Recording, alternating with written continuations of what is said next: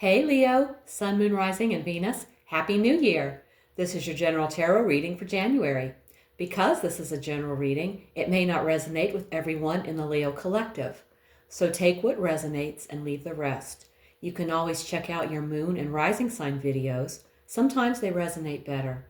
I've already shuffled the deck and asked Spirit for insight, so let's get right to it. The first card I draw will talk about your present situation, also known as your present energy. And we have the Nine of Cups. This card is often called the wish fulfillment or contentment card, and in the present position, it suggests you're in a moment of emotional satisfaction. A desire, goal, or heartfelt wish has either already manifested or is actively being fulfilled. There's a sense of gratitude, pleasure, and emotional comfort surrounding your current circumstances. You may finally be able to say, I worked for this, and it feels good. All right. Well, now let's see what your challenge is for the month of January. And we have the Five of Wands. The core message here is friction. Something in your path is scattered, competitive, or noisy, and it's pulling your focus away from what matters. There could be disagreements or clashing viewpoints that slow progress, competition that pushes you off balance, a need to stand your ground without turning every moment into a fight. As a challenge, this card points to the struggle of staying centered while everything around you wants your attention. Choose your battles and bring order to a chaotic situation. Oh, isn't that a fun challenge?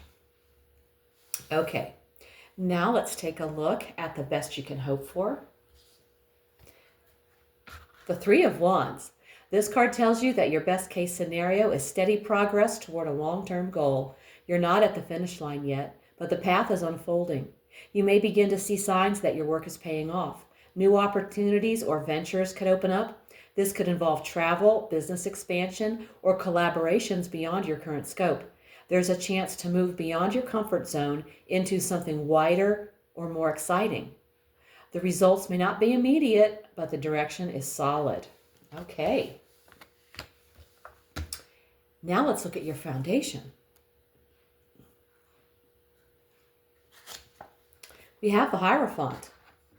At the foundation of the situation, the Hierophant suggests strong belief systems. Spiritual, religious, cultural, or moral are at the core of what's happening. You're being guided or constrained by tradition, values, and long-standing principles. There may be a teacher, mentor, institution, or spiritual path that has deeply influenced your choices. The situation isn't random. It's built on something established, taught, or passed down. This card confirms that your choices are rooted in something meaningful, intentional, and spiritually guided. Let's see what happened in your recent past. We have the Chariot. This card shows that not long ago you were pushing forward with focus and determination, taking control of a situation that previously felt divided or chaotic.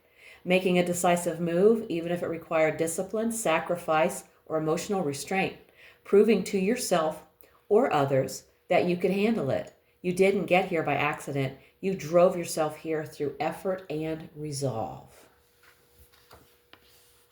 So, let's see what we have for the near future. We have the Three of Pentacles. This card suggests that in the near future, you can expect teamwork and cooperation. You won't be doing this alone. Your skills, effort, or ideas are being noticed and valued. Progress through planning, communication, and shared goals. A situation where each person plays an important role, including you. It's a sign that what's ahead requires collaboration over independence. Your efforts will be recognized, supported, and refined, and what you're building now has the potential to last. Very nice. And now we're going to take a look at you. And you are embodying the spirit of the High Priestess. You are operating from intuition, not noise. You may not be saying much or acting impulsively or explaining yourself, and that's intentional. You're listening inwardly rather than reacting outwardly. This is a time of inner knowing, gut feelings, quiet awareness, observing instead of engaging. And Spirit is highlighting that your intuition is your greatest asset right now. This card in the U position often appears when you are not meant to push, chase, or reveal everything yet. Even if others are demanding answers or movement, your role is to wait, sense, and feel. Okay, let's look at your environment. See what surrounds you. Oh, we have the sun. All right. Your environment is supportive, open, and favorable. This is one of the most positive placements you can get. It shows that the world around you is aligned in your favor, even if you haven't fully realized it yet. Others see you. Your efforts are noticed. Your authenticity is welcomed. People may be more honest, transparent, or enthusiastic around you. This is an environment where you don't have to prove yourself. Your light speaks for you. Okay. And now we're going to look at your hopes and fears. And we've drawn the moon. Okay, this position is about what you secretly want and what you're afraid might happen. When the moon sits in hopes and fears, Spirit is saying you are learning to trust yourself, even when the path isn't fully lit yet. This card doesn't mean something bad is coming. It means you're in a phase of emotional processing where intuition is growing, but confidence in it is still catching up. The moon is followed by the sun in the tarot for a reason. Clarity always comes, just not all at once. All right, and now we've arrived at the outcome.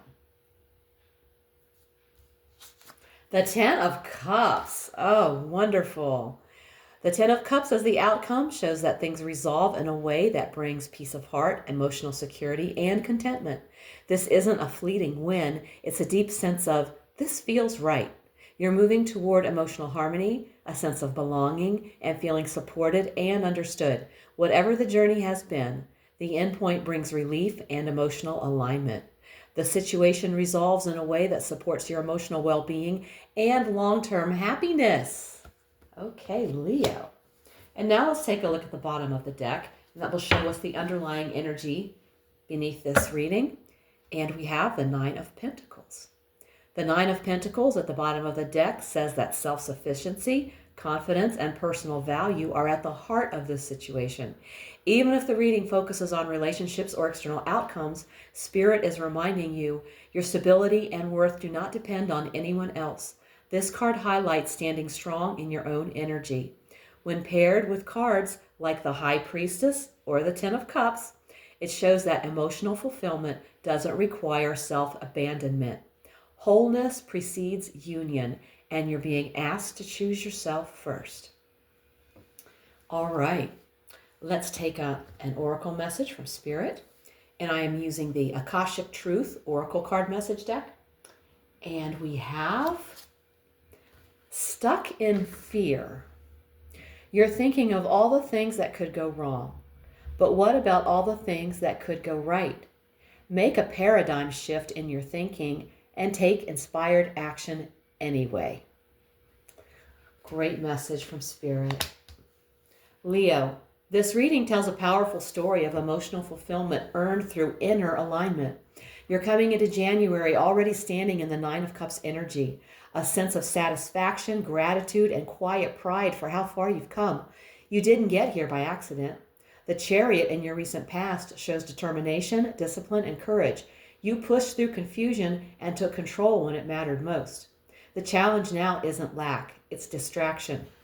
The Five of Wands reminds you not to let outside noise, competition, or chaos pull you away from what you've already built.